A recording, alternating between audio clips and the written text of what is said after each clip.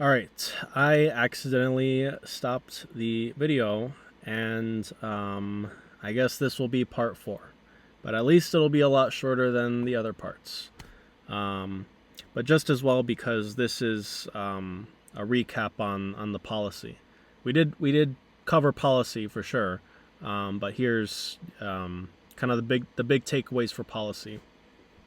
Again, if you're interested in any kind of mental health profession, I would highly encourage you to seek a degree in social work.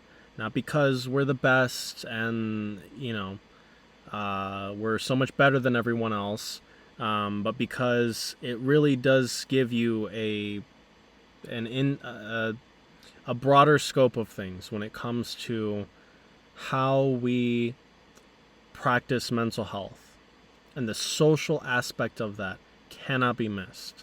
Moreover, or along the same vein, we need to have actual policies that support this notion. Um, Not just, nice talk and saying, um, this, and this, but having actual policies that support a view of mental health and mental well being that contextualizes experiences of depression, anxiety, um, trauma in an environmental worldview that focuses not just on the individual, but on their social surroundings, on their literal physical surroundings of the infrastructure of where they live, of the environment, of the you name it, right? So, um, I'm not saying other types of mental health practitioners like LPCs or LMFTs. I'm not saying that they don't have, um, you know, I'm not saying that they don't get it. I'm sure that they do, but in social work, you will have that broader um, kind of worldview, and I think that's important, um, specifically for the reason of policy, right? Um, if you if you are practicing clinical mental health as your primary mode of social work, that's great, but we need the actual social work part of that to be fundamental to how we practice clinical social work as well. Um, so, if you want to practice mental health, practice in the mental health field to any capacity, I would highly encourage a master's in social work, because that would open the door to you being able to practice clinically, but also to practice at the macro level of social policy, which is, it's foundational to to everything that we're doing with mental health. So, um, how can we create this mental health policy that supports um, a non-medicalized, um, uh, truly environmentally contextualized view of mental health at the level of theory and also practice? Instituting a universal healthcare system. I mentioned this a few times already. Um, yeah, this to summarize, we have a privatized system of healthcare, which basically means that we pay an insurance company who then pays for our medical treatment, even though the insurance company sets the prices for that medical treatment according to their own standards, and those prices are thousands and thousands and thousands of dollars more expensive than they are in other parts of the world. to the point where we have people from our country going to other countries to seek medical treatment because it's literally cheaper to go buy a ticket to go to another country, get a surgery there, and come back than it is to actually get surgery here in the United States. That's unacceptable, and it has real consequences of human life. I was watching Secular Talk. Shout out to Kyle Kalinske. I love you, bro. I love your channel. You're a huge inspiration. I was watching his show, and he was covering some stupid asshole who was saying the same stupid bullshit that people have been saying forever, which is like healthcare, the same garbage nonsense that people have been saying for decades. That it's not necessary, and that if you want better health care, then you got to work and so the part that he left out of that I think he legitimately didn't know, and I'm also not letting him off the hook for that because he's running for fucking office in the Senate, so he should know that. But it was that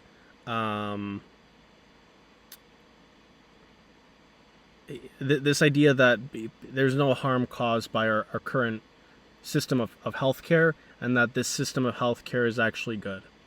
Well, it turns out, according to Harvard Medical School, that approximately 45,000 Americans die every single year as a result of lacking preventable disease from not having access to healthcare.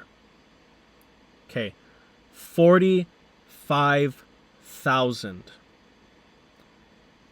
That's, and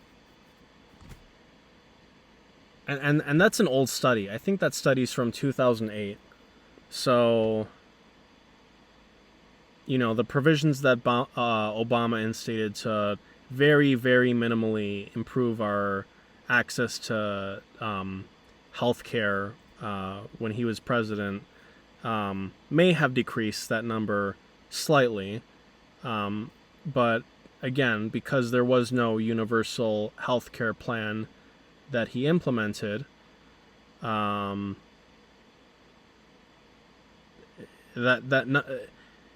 number above 0 is unacceptable. Okay, even one number above 0 is unacceptable. It is a necessary cause in and of itself for us to have a universal healthcare system in place. I'll say it because I have to, but I just want to make it clear that the fact that it's at the point where this needs to be explained shows just how off base we are with our collective values as a culture. Okay, and that isn't the fault of people who don't know, because our culture does an excellent job of distracting us from these real issues. Okay, and turning us against each other, when in reality we're all suffering from the same fundamental forms of oppression and control.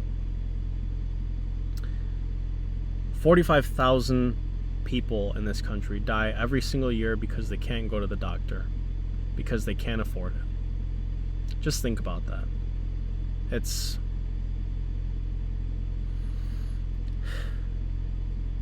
So we need that. We need to have that. Number 2, implement the provisions of the Mental Health Parity and Addiction Equity Act. That's what it was. Addiction equity. So there was a point in time where people had considered that addiction people who are addicted are just weak-willed, so they shouldn't have access to treatment for their addictions. Even though I would, even again, that medicalized view of addiction, yes, there are obviously people who are severely dependent on drugs and substances. I'm not saying that there aren't, but there are alternative ways that we can look at it, aside from believing that this is a biological disease. If you take that view, whatever works, and I truly mean that, okay? However, I think that there's a little bit of nuance there, but this isn't on addiction. This is on more general policy. So, implement the MHPAEA, okay, into the universal healthcare system that we should have. So in other words, everyone gets healthcare, and because of the MHPAEA, which states that everyone who has access to certain plans in healthcare need to have equal access to mental health care, everyone would also have access to mental health care as well. However, and now that I'm thinking about it, this wouldn't really apply, because if everyone has universal health care, then everyone would have the same plan. Other countries don't have plans, they just have health care. But so under the current under the MHPAEA as it currently stands, there are loopholes where, and I believe this is still true. There might have been new revisions to this, but I'm pretty sure that these loopholes have not been closed. There are provisions within the MHPAEA that allow insurance providers, specifically private insurance providers, and also anyone, let's say you're an employer and you're buying health care for your employees to offer as healthcare packages, you can basically just choose to not offer healthcare, to not cover healthcare in your plan, because the MHPAEA does state that you have to cover mental health care in the same way that you cover any other kind of health care. But you could just choose to not offer health care at all, and the MHPAEA actually allows you to do that. You can just say, nah, I don't want to. You have to, there are certain requirements that need to be met, but you can actually literally just opt out of that and say, nope, I'm not going to offer mental health care. That's not part of the package. So that is unacceptable, and that loophole needs to be closed.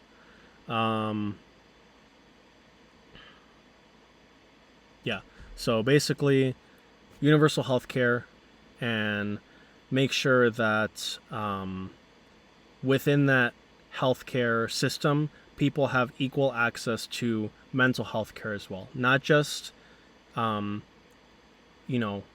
regular medical care, but access to mental health care as well. Okay.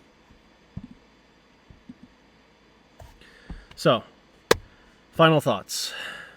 I do not propose that the medical model should be thrown away entirely. Okay? I want to be very clear about that. There is merit and benefit to understanding mental health through the lens of a medical model, but there are limitations with that, as we have seen. Okay? What I am proposing is that we examine alternatives to this model of mental health and become competent in understanding mental health through other lenses, not just the medical model, not just this medicalized view of the human mind, but other ways that we can look at the mind as well that also allow people to flourish, to heal, to grow as individuals, to expand their curiosity about themselves, to care about the world around them and their society, and to improve that society.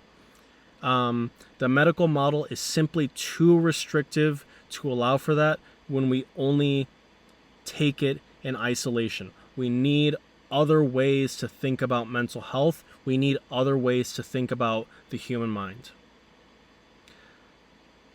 And to do so in the context of mental health at a level that can be implemented clinically. And we looked at some alternatives to that in terms of assessment, where I gave, I proposed using ACE models or ACE scores as a model of assessment in place of clinical diagnosis, as well as using the Spiel model as a model of addressing problems that people are coming to therapy for, or seeking clinical treatment for. That is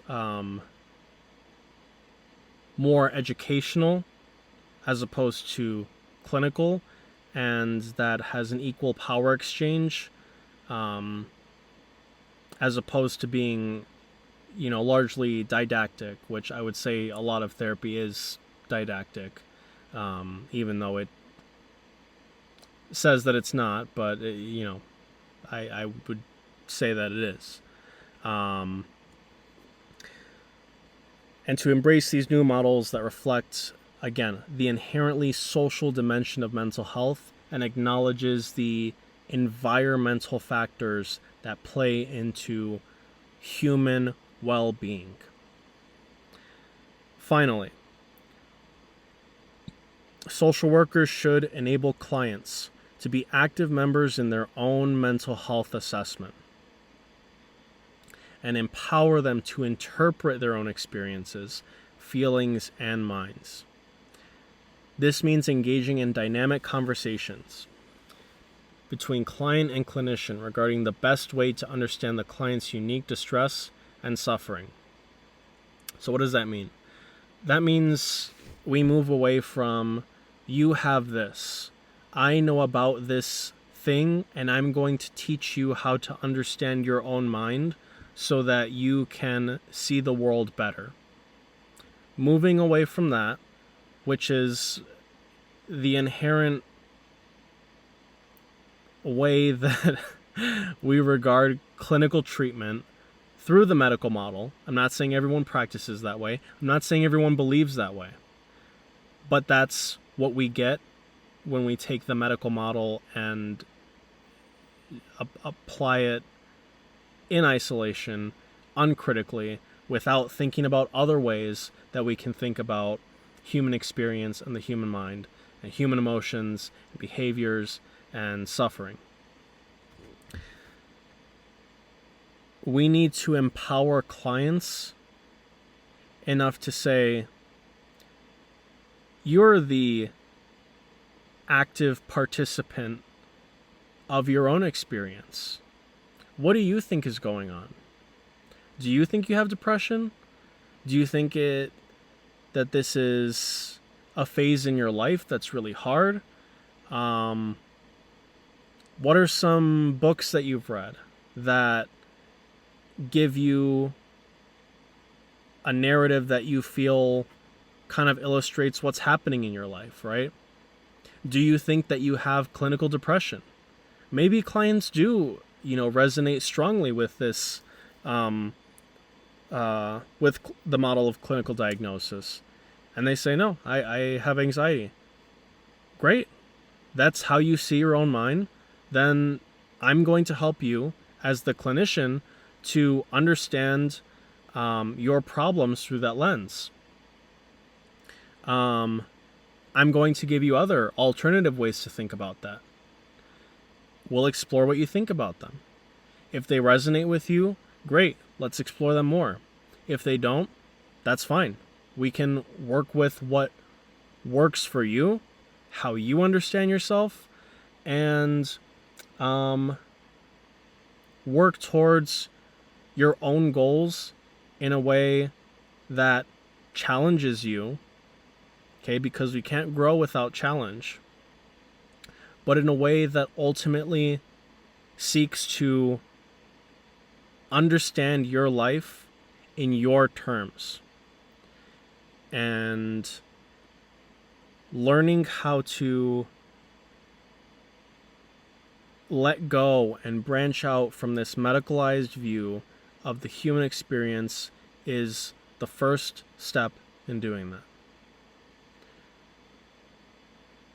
So, thank you. Here's some extra resources that I gave. Again, this is the book I was referring to by Gabor Mate. It's incredible. Please read this book. I can't speak highly of it enough. Yeah, it's a phenomenal book. And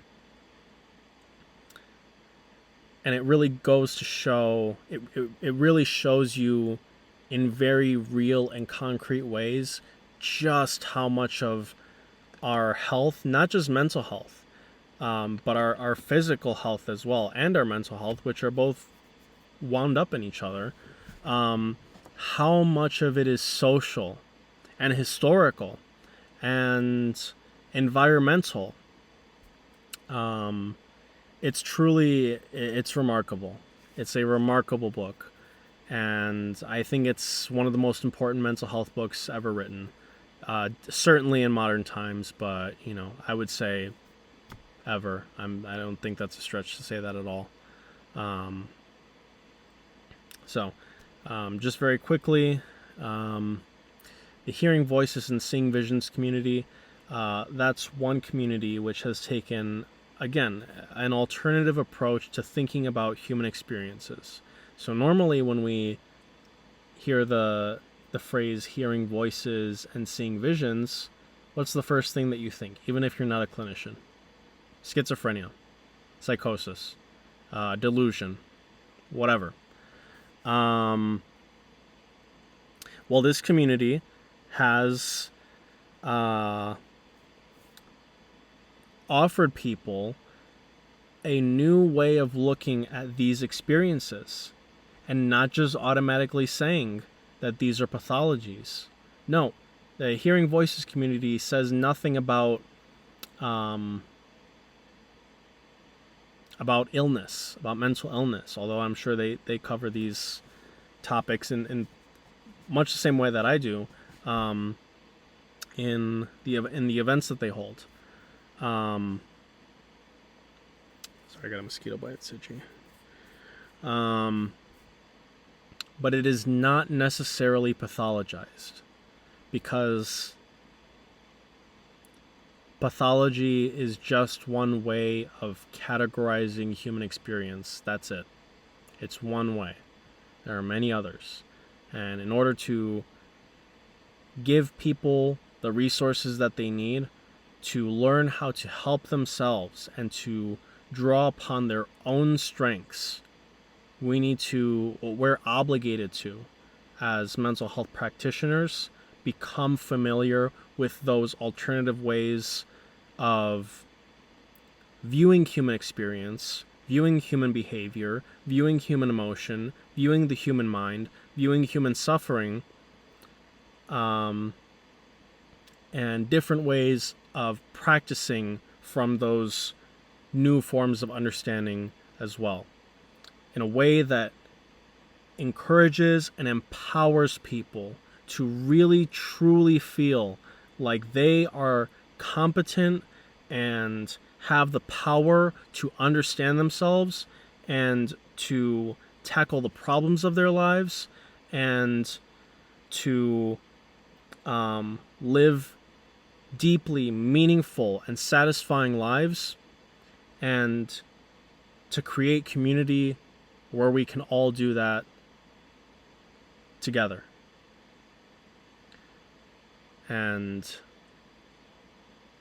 breaking free from the medical model is not everything, but it is a very important step in that process. So, thank you again. And I wish you well. And I think that's it. Yeah, references. Thanks. And have a great day.